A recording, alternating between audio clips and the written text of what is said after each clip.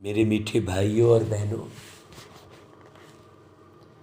प्यार के सागर, शांति के सागर, आनंद के सागर, परमपिता परमात्मा, पारलौकिक पिता एक ही है, वो है शिव।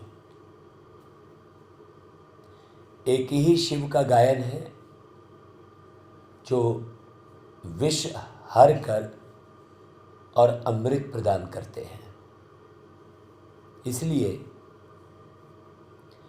ऐसे शिव पिता परमात्मा को जानना, समझना, उनकी वाणी को प्रतिदिन सुनकर आत्मसात करना और जैसा वो कह रहे हैं वैसा अपने जीवन का निर्माण करना, ये केवल एक ही बार अवसर मिलता है पूरे कल्प में। इसलिए ज़्यादा कुछ विचार न करके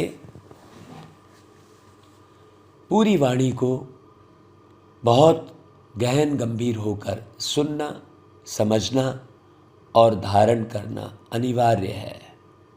तभी जन्म जन्मांतर के दुख, अशांति, परेशानियां समाप्त होंगी। भाई, दुख पाने वाले आप आत्मा अजर अमर अविनाशी रहते हो। आपका कभी भी अंत होता ही नहीं है।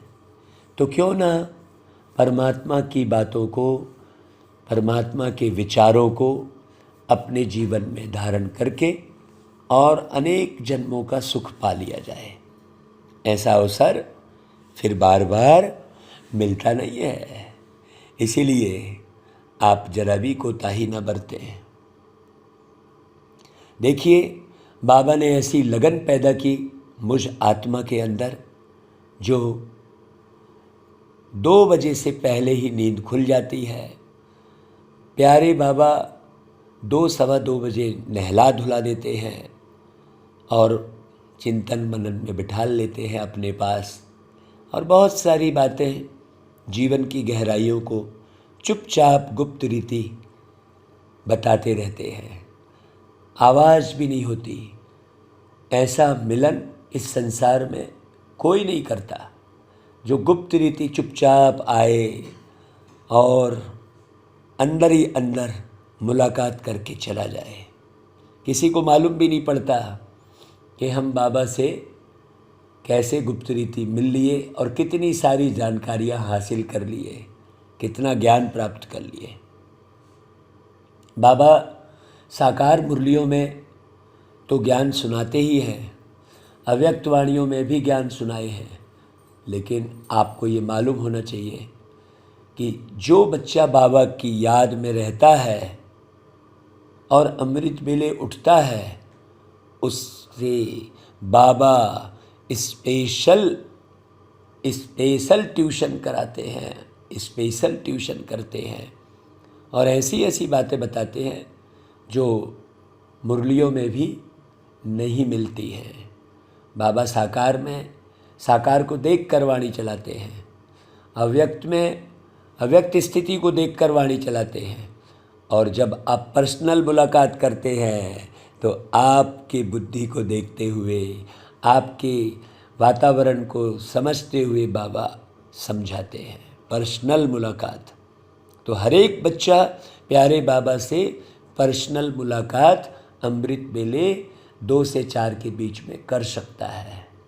बस उस मुलाकात को करने की विधि समझ में आ जाए, और बाबा साकार वाणी में उस विधि को रोज समझाते हैं। हर बार हर वाणी में समझाते हैं। देखो, आज की वाणी में बाबा ने क्या समझाया। बाबा ने कहा, मीठे बच्चे, बाबा आया है तुम बच्चों से दान लेने। तुम्हारे पास जो भी पुराना किचड़ा है उसे दान दे दो तो पुण्य आत्मा बन जाएंगे। अब यहाँ पर ये बात कौन सी समझ में आ रही है कि यदि हमने पुराना किचड़ा बाप को सुना दिया तो फिर बाबा ट्यूशन करेंगे, एक विधि। और यदि हम पुराना किचड़ा, पुराना स्वभाव संस्कार, पुरानी किसी भी आत्मा के साथ खुन्नुस, कोई भी संस्कार न मिलने की गतिविधियों को हम संभाल के मन बुद्धि में रखे रहेंगे तो ना तो अमृत वेले नींद खुलेगी, और अगर खुल भी गई नींद तो वो कचड़ा आपको मिलने नहीं देगा बाबा से। मन के अंदर जो कचड़ा है, जो एक दूसरे के प्रति दुर्भावना है या एक दूसरे के लिए जो है उल्टी सोच है, वो बाबा की सोच से टकराने नहीं देगी। हाँ, इसलिए सावधान रहकर पहले अपना पुराना किचड़ा प्यारे बाबा को दे दो, तब आप बहुत अच्छे से मिलन बना सकते हैं। पुण्य की दुनिया में चलने वाले बच्चों प्रति बाप की श्रीमत क्या है? बाबा कहते, मीठे बच्चे, पुण्य की दुनिया में चलना है तो सबसे ममत्व मिटाओ, 5 विकारों को छोड़ो, इस अंतिम जन्म में ज्ञान चिता पर बैठो। अमृत वेले उठकर क्या करो? ज्ञान का मनन चिंतन करो। कितना धारण किया है चेक करो। हाँ, नहीं किया है तो कर लो, नहीं तो बाद में पछताना पड़ेगा। पवित्र बनो तो पुण्य आत्मा बन पुण्य की दुनिया में चले जाएंगे।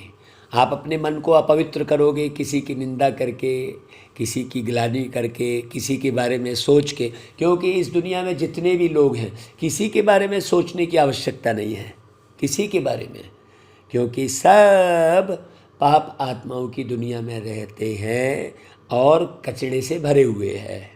इसलिए केवल एक बाबा को सोचो, बाबा को याद करो, बाबा को जानो, बाबा से दिल का संबंध जोड़ो, बाप से सच्चा सौदा करो। ज्ञान योग धारण कर अपनी दैवी चलन बनाओ। जब तक आप अपनी दैवी चलन नहीं बनाएंगे तब तक बाबा से सौदा नहीं हो सकता।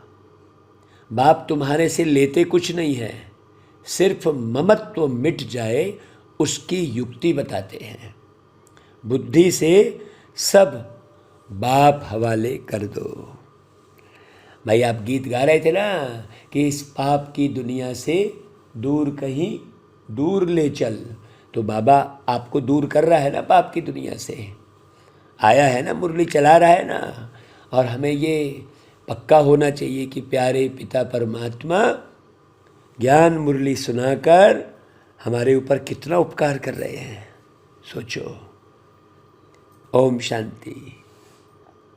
दुनिया के मनुष्य व रावण राज्य के मनुष्य पुकारते हैं, हे पतित पावन आओ, पावन दुनिया अथवा पुण्य दुनिया में ले चलो।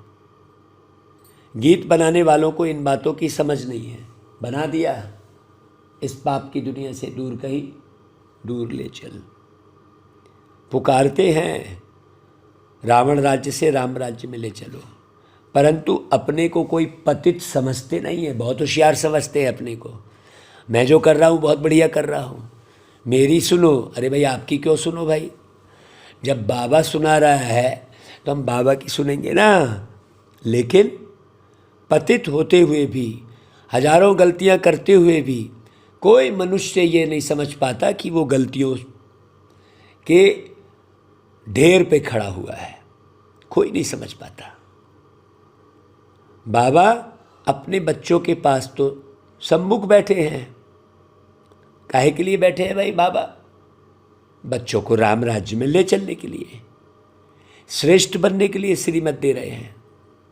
भाई भगवानुवाच है, राम भगवानुवाच नहीं है। भाई राम कहा तो धनुर्धारी याद आ जाएगा, कृष्ण कहा तो वो बंसी बजाता है एक चेहरा याद आएगा। इसलिए भगवान तो निराकार है। हाँ, निराकारी, आकारी, साकारी, 3 दुनिया है ना भाई। एक निराकारी है, एक आकारी है और एक साकारी है। निराकार परमात्मा निराकारी बच्चों के साथ निराकारी दुनिया में रहने वाले हैं। बात समझने की है। अभी बाबा आए हुए हैं स्वर्ग का राज्य भाग्य देने, हमको पुण्य आत्मा बनाने। राम राज्य माना दिन और रावण राज्य माना रात। यह बातें और कोई नहीं जानते, तुम्हारे में भी कोई विरला जानते हैं। इस ज्ञान के लिए भी पवित्र बुद्धि चाहिए। अब बुद्धि में आप जमाने भर का किचड़ा रखोगे, हैं, जमाने भर के लोगों के व्यवहार में बुद्धि लगाओगे, जमाने भर के वातावरण में बुद्धि लगाओगे, जमाने भर के शानो शौकत में बुद्धि लगाओगे, तो बाबा की बात समझ में ही नहीं आएगी, वो बुद्धि पवित्र नहीं कहलाएगी। मूल बात है बाबा की याद। हाँ, कितनी बाबा की याद आ रही है। देखो भाई, अच्छी चीज़ तो हमेशा याद रहती है ना, तो बाबा से अच्छा कोई और है क्या? तो बाबा कहता है बाबा की याद करके तुमको पुण्य क्या करना है? तुम्हारे पास जो किचड़ा है वो मेरे हवाले कर दो, कहते हैं बाबा। भाई मनुष्य जब मरते हैं तो उसके बिस्तर कपड़े आदि सब करनी घोर को दे देते हैं ना। देखो ऐसे मर जाओ कह रहे बाबा। देखो वह दूसरे किस्म के ब्राह्मण होते हैं। अब बाबा आए हैं तुम्हारे से दान लेने के लिए। क्या दान लेते हैं बाबा? दुनिया वालों को मालूम ही नहीं है। दे दे बाबा के नाम पर धन बटोरते रहते हैं, सोना चांदी बटोरते रहेंगे, विषय विकार लेने वाला कोई नहीं है एक बाबा के सिवाय। यह पुरानी दुनिया, पुराना शरीर, सब कुछ सड़ा हुआ है। बाबा कहता है यह मुझे दे दो और इससे ममत्व मिटाओ। भल 10-20 करोड़ हैं, परंतु बाप कहते हैं इनसे बुद्धि निकालो, वो कोई काम नहीं आने वाले हैं, नहीं उसी के नशे में रहते हैं। बदले में तुमको सब कुछ नई दुनिया में मिलेगा। कितना यह सस्ता सौदा है। बाप कहते हैं जिनमें मैंने प्रवेश किया है उसने सब सौदा किया। अब देखो उसके बदले कितना राज्य भाग मिलता है। कुमारियों को तो कुछ देना ही नहीं है, वर्षा मिलता है बच्चों को, तो उनको मिल्कियत का नशा रहता है। आजकल स्त्री को हाफ पार्टनर थोड़े ही बनाते हैं, सारा बच्चों को ही दे देते हैं। पुरुष मर जाता है तो स्त्री को कोई पूछता भी नहीं है आज की दुनिया में। यहाँ तो तुम बाप से फुल वर्षा लेते हो। हाँ, यहाँ तो कोई मेल फीमेल का सवाल ही नहीं है भाई, सब वर्षे के अधिकारी हैं। माताओं कन्याओं को तो और ही हक जास्ती मिलता है, क्योंकि कन्याओं का लौकिक बाप के वर्षे में ममत्व नहीं है। वास्तव में तुम सब कुमार कुमारियाँ हो गए। बाप से कितना वर्षा पाया है। एक कहानी है, राजा ने बच्चियों से पूछा किसका खाती हो, तो एक ने कहा अपने भाग्य का। तो राजा ने क्या किया, उसको निकाल दिया। वह बाप से भी साहूकार हो गई। बाद में बाप को निमंत्रण दिया, पूछा अब किसका खाती हो देखो, तो बाप भी कहते बच्चे तुम सब अपनी तकदीर बनाते हो। हाँ, बाबा कहते हैं देखो दिल्ली में एक ग्राउंड है, नाम रखा है रामलीला ग्राउंड। वास्तव में नाम रखना चाहिए रावण लीला। रामलीला तो हो ही नहीं रही यहाँ पर, क्योंकि इस समय सारे विश्व में क्या है, रावण लीला चल रही है। बच्चों को रामलीला ग्राउंड लेकर उसमें चित्र लगाने चाहिए। एक तरफ राम का चित्र और नीचे बड़ा रावण का भी चित्र हो, बहुत बड़ा गोला हो, बीच में लिख देना चाहिए यह राम राज्य और यह रावण राज्य, तो समझ जाएं। देवताओं की तो देखो कितनी महिमा है, सर्वगुण संपन्न। आधा कल्प है कलयुगी भ्रष्टाचारी रावण राज्य, उसमें सभी आ जाते हैं। अब रावण राज्य का अंत कौन करेगा? वो तो राम ही करेंगे ना भाई। इस समय रामलीला है नहीं, सारी दुनिया में रावण लीला चल रही है। 5 विकारों की ही लीला है। रामलीला होती है सतयुग में, है ना भाई, बाकी तो खेल पाल है। लेकिन सभी अपने को बड़ा अक्लमंद समझते हैं। हाँ, श्री श्री का टाइटल रखाते हैं। अरे भाई, यह टाइटल तो निराकार परमपिता परमात्मा का बिल्कुल होगा ना, जो है जिनके द्वारा श्री लक्ष्मी नारायण भी राज्य पाते हैं। तो अब बाबा आए हैं तुमको भक्ति रूपी अंधकार से छुड़ाकर सोझरे में ले जाते हैं। जिनमें ज्ञान योग होगा उनकी चलन भी दैवी होगी। सीधी सी बात है। दैवी चलन मतलब भाई देवी देवता के मंदिर में कैसी तस्वीर दिखाई देती है, सदा मुस्कुराते हुए, सदा देने की स्थिति में, वो देवी चलन कहलाएगी। अब आप रूठ रहे हो, मूंझ रहे हो, मुंह टेढ़ा कर रहे हो, हाँ खींचने की कोशिश कर रहे हो, तो वो देवी चलन थोड़ी कहलाएगी भाई। देवी चलन मतलब देखो आप मूर्तियों को कैसे है, हाथ हमेशा देने की स्थिति में है, चेहरे में मुस्कान है, आँखों में सबके प्रति प्रेम है। आप उन मूर्तियों को देखो, जब मूर्तियों में इतना प्रेम झलकता है तो साकार में वो देवी देवता होंगे तो कितना प्रेम होगा, सोचने की बात है। वो देवी चलन धारण करनी है। आसुरी चलन वाले किसका भी कल्याण नहीं कर सकते। अब अच्छे से समझ जाओ, आसुरी चलन किसको कह रहे हैं और देवी चलन किसको कह रहे हैं। झट मालूम पड़ जाता है इसमें आसुरी अवगुण है या देवी गुण है। अभी तक कोई संपूर्ण तो है नहीं, ये बाबा स्पष्ट मार्जिन दिखा रहे हैं। ये देखो बच्चे, कोई संपूर्ण नहीं है, फटाफट पतली गली से निकल लो। यावत लटको झटको, कौन कैसा है, जो जैसा है वो अपने कर्मों के अनुसार वो पाएगा। हमको तो एक रास्ता मिला है, हमको वो रास्ता ही दिखाई देना चाहिए बस। अभी बनते जाते हैं तो बाबा तो दाता है, तुमसे क्या लेंगे। जो कुछ लेते हैं वह तुम्हारी सेवा में लगा देते हैं। बाबा ने इनको भी सरेंडर कराया, भाई भट्टी बनानी है, बच्चों की पालना कर रही है, पैसे बगैर इतनों की पालना कैसे होगी। एकदम सिंपल सी बात है। पहले बाबा ने इनको अर्पण कराया, फिर जो आए उनको भी अर्पण करवाया, परंतु सभी की एक रस अवस्था तो बनी नहीं। बहुत चले भी गए। बाबा ने बिल्ली के पूरों की कहानी बताई। नंबरवार पुरुषार्थ अनुसार सब पक कर निकले। बाबा तो पुण्य की दुनिया में ले चलते हैं, सिर्फ कहते हैं 5 विकारों को छोड़ो। तुम छोड़ो 5 विकारों को और उठकर ज्ञान स्नान करो। तुम छोड़ो 5 विकारों को। बाबा कहते देखो हम तुमको प्रिंस प्रिंसेस बनाएंगे। ब्रह्मा का साक्षात्कार घर बैठे बहुतों को हो जाता है, वहाँ से लिख कर भेज देते बाबा हम आपके बन गए, हमारा सब कुछ आपका है। भाई बाबा तो कुछ लेते नहीं हैं। बाबा कहते हैं सब कुछ अपने पास रखो।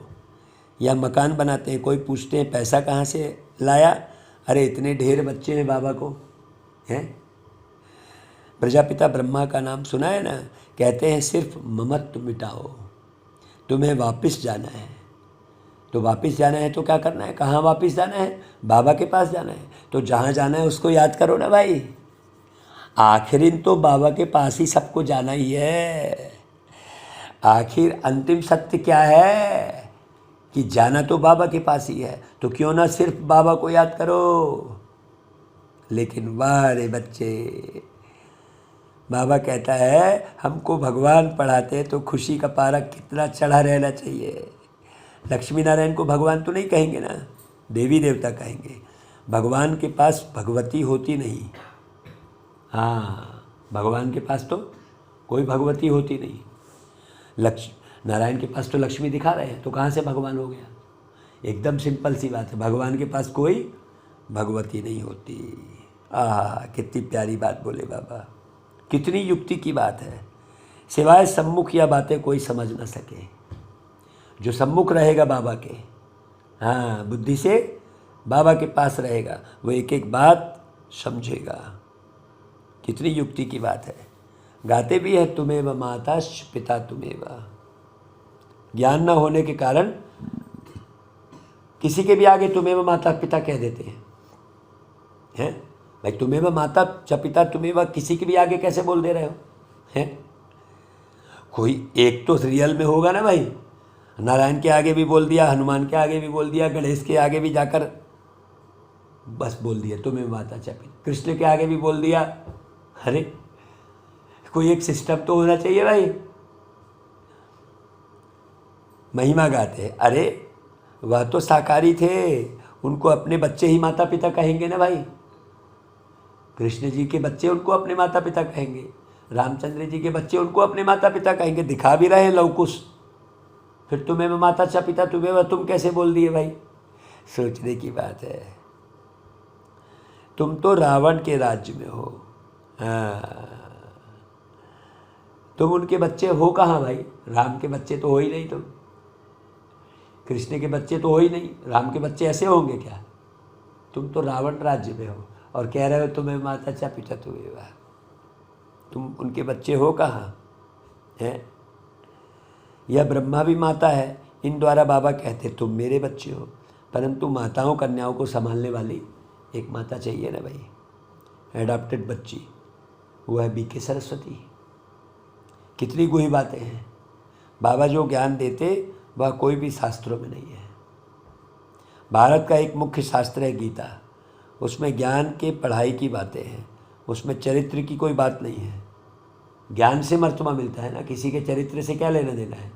और हम क्या करते हैं, सारा समय किसी के चरित्र में ही उलझे रहते हैं, ये ऐसी है वो वैसी है, वो ऐसा है वो वैसा है, और कथा कहानी में भी चरित्र का ही वर्णन करते रहते हैं। अजामिल ऐसा तो आत्मदेव ब्राह्मण ऐसा है, तो ध्रुव तो प्रहलाद, उसी में फंसे रहते हैं, ज्ञान को समझा ही नहीं है भाई। आदत पड़ी हुई है ना दूसरे की कहानी सुनने की, तो वही आदत क्या होती है, सुन भी वही रहे हैं, भक्ति भी वही कहानी की कर रहे हैं।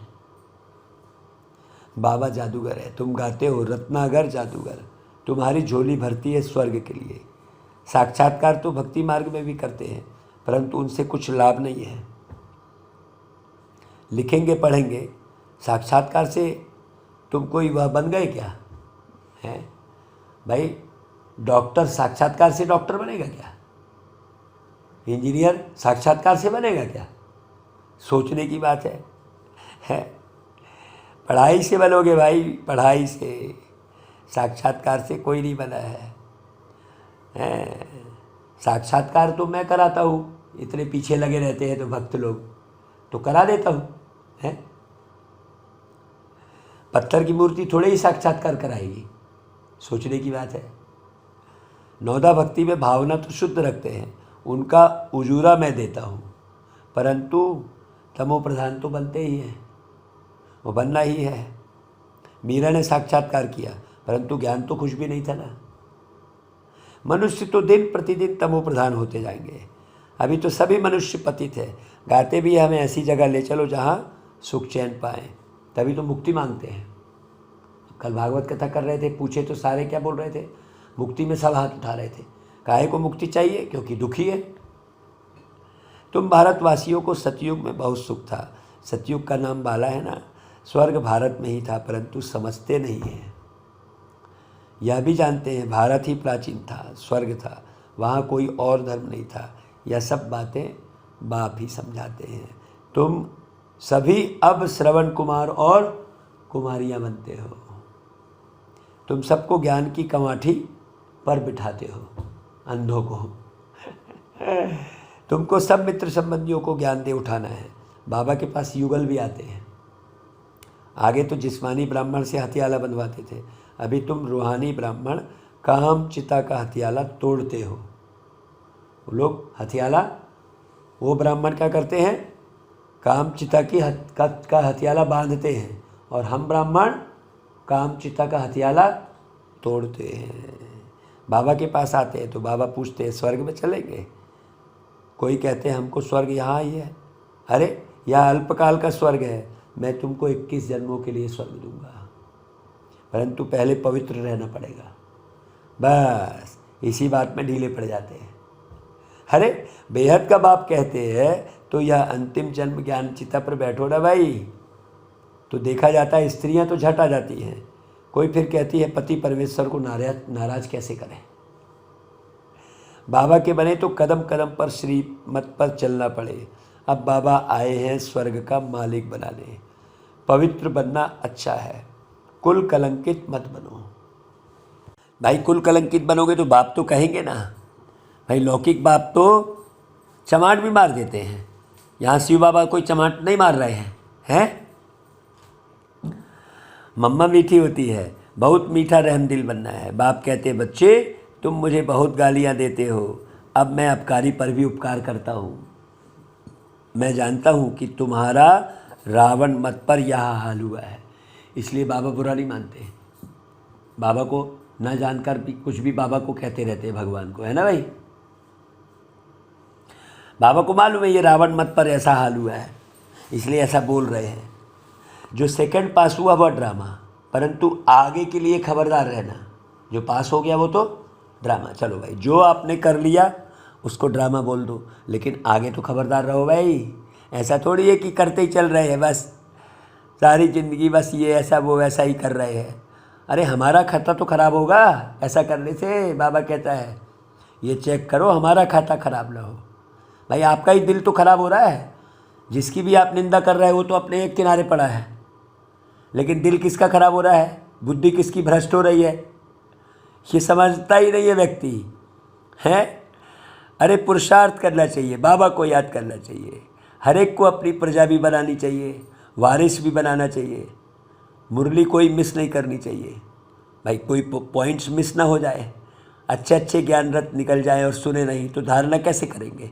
अब लोग जो है 5 बजे बुलाओ तो 7:30 बजे तक आते हैं, तो वो पाएंगे क्या है। सोचो, माने व्यक्ति सोचता भी नहीं है। इतनी बड़ी जो है भागवत का आयोजन हुआ, इतना सब कर रहे हैं, और आते कितने बजे है। अभी उस जिस शहर में हो रहा है वहाँ बार बार होगा क्या कोई आयोजन।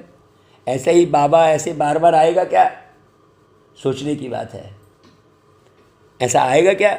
इतने 1000 वर्ष तो तुम भटकते रहे, और अब भी भटक रहे हो, तो कितने क्या कहलाए। सोचो, अपने ही पैर में कुल्हाड़ी मार रहे हो। अच्छे अच्छे ज्ञान रत्न निकल जाएं और सुने नहीं तो धारणा कैसे करेंगे। रेगुलर स्टूडेंट मुरली कभी मिस नहीं करेंगे। कोशिश कर रोज वाणी पढ़नी चाहिए। हाँ भाई, हम खुश नसीब कितने, प्रभु का मिला सहारा। देखो रोज़ 3 बजे उठकर वाणी पढ़ते हैं, सुनते हैं, बाबा से योग लगाते हैं, फिर रिकॉर्ड भी करते हैं। हाँ, सबके काम आ जाए भाई। अच्छा भाई, मीठे मीठे सिकिलधे बच्चों प्रति माता पिता बाप दादा का याद प्यार और गुड मॉर्निंग। रूहानी बाप की रूहानी बच्चों को नमस्ते, और हम रूहानी बच्चों की रूहानी माता पिता बाप दादा को याद प्यार गुड मॉर्निंग और नमस्ते बाबा।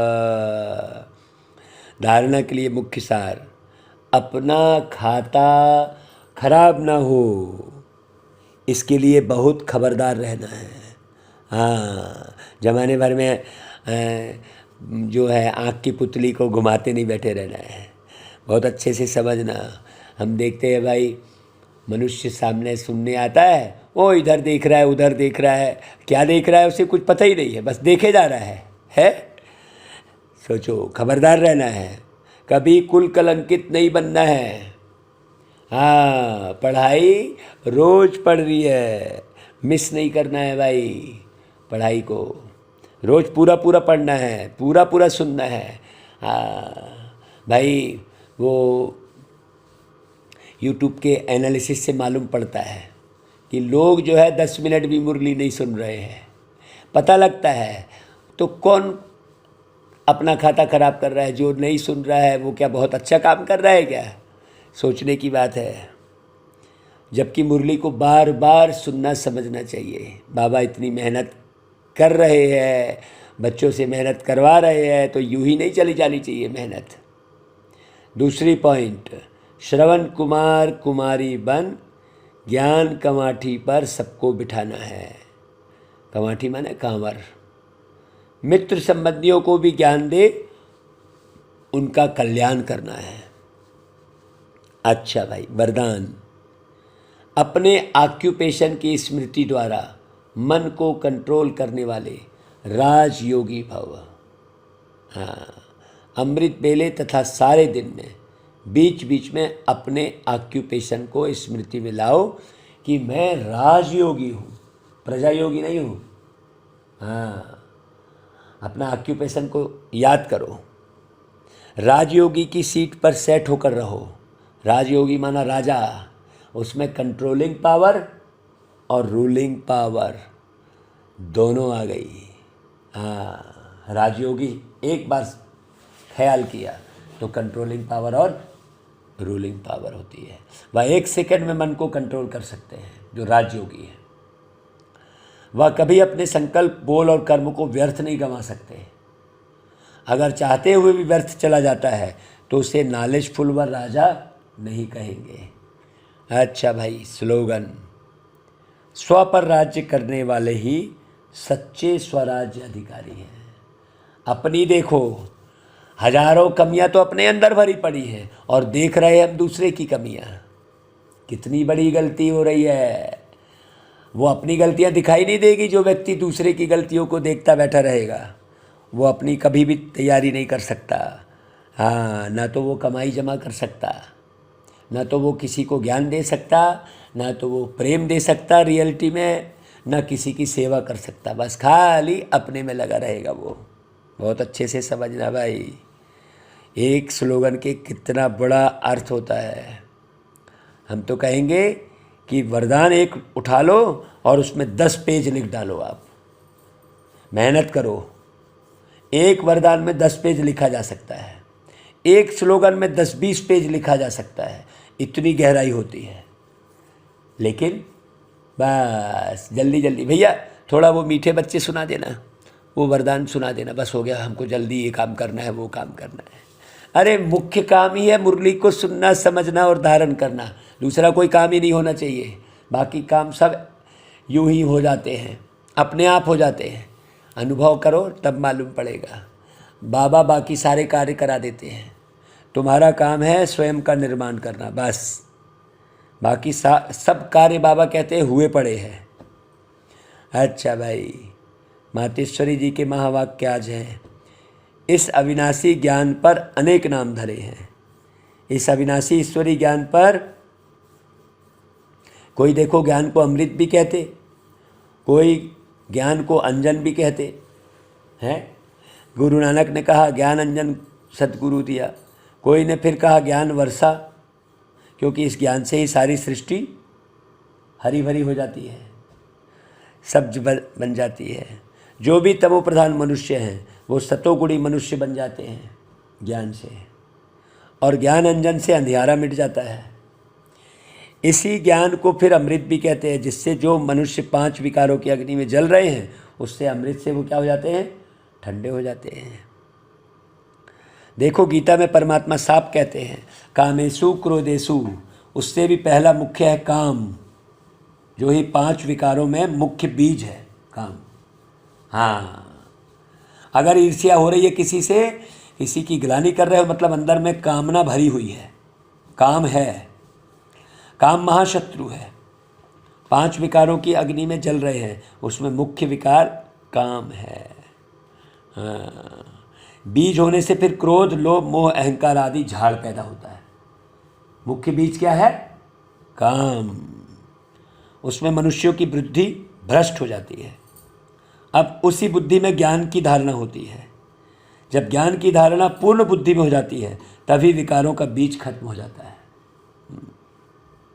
नहीं तो बिल्कुल आंखें खराब होती रहती हैं, पता भी नहीं चलता कहाँ डूब गई आंखें। बाकी सन्यासी तो समझते हैं विकारों को वश करना बड़ी कठिन बात है। अब यह ज्ञान तो सन्यासियों में है ही नहीं, तो ऐसी शिक्षा देवे कैसे। सिर्फ ऐसे ही कहते हैं कि मर्यादा में रहो, परंतु असल मर्यादा कौन सी थी है। मर्यादा पुरुषोत्तम कह रहे हैं, तो असल मर्यादा कौन सी थी। वो मर्यादा तो आजकल टूट गई है। कहाँ वो सतयुगी त्रेता युगी देवी देवताओं की मर्यादा, जो गृहस्थ में रहकर कैसे निर्विकारी प्रवृत्ति में रहते थे, अब वो सच्ची मर्यादा कहाँ है। आजकल तो उल्टी विकारी मर्यादा पालन कर रहे हैं। एक दो को ऐसे ही सिखलाते हैं कि मर्यादा में चलो। अरे अमर्यादित तो तुम शादी कर रहे हो हैं, और कह रहे हो मर्यादा में चलो। कौन सी मर्यादा सिखा रहे हो भाई। मनुष्य का पहला क्या फर्ज है वो तो कोई नहीं जानता। बस इतना ही प्रचार करते हैं कि मर्यादा में रहो, मगर इतना भी नहीं जानते कि मनुष्य की पहली मर्यादा कौन सी है। मनुष्य की पहली मर्यादा है निर्विकारी बनना। अगर कोई से ऐसा पूछा जाए तुम इस मर्यादा में रहते हो, तो कह देते हैं आजकल इस कलयुगी सृष्टि में निर्विकारी होने की हिम्मत नहीं है। अब मुख से कहना कि मर्यादा में रहो, निर्विकारी बनो, इससे तो कोई निर्विकारी बन नहीं सकता ना, है। निर्विकारी बनने के लिए पहले इस ज्ञान तलवार से इन 5 विकारों के बीज को ख़त्म करना है। कौन सी ज्ञान तलवार? मैं शरीर नहीं, मैं एक आत्मा हूँ, मैं परम धाम का निवासी हूँ, मैं स्वर्ग का राजभाग्य लेने वाला हूँ, मैं परमपिता परमात्मा की संतान हूँ। ये सब बातें कहाँ हैं दुनिया में? कहाँ हैं? तो इस ज्ञान से ही 5 विकारों के बीज को ख़त्म करना, तभी विकर्म भस्म हो सकेंगे। बाकी भक्ति कर रहे हो, फूल चढ़ाए, उससे विकर्म थोड़ी भस्म हो रहे हैं। आरती उतार लिए, उससे थोड़ी आप काम विकार से मुक्त हो रहे हो। जब आप देह से अलग समझोगे तब तो काम विकार से मुक्त होगे। अच्छा भाई, ओम शांति।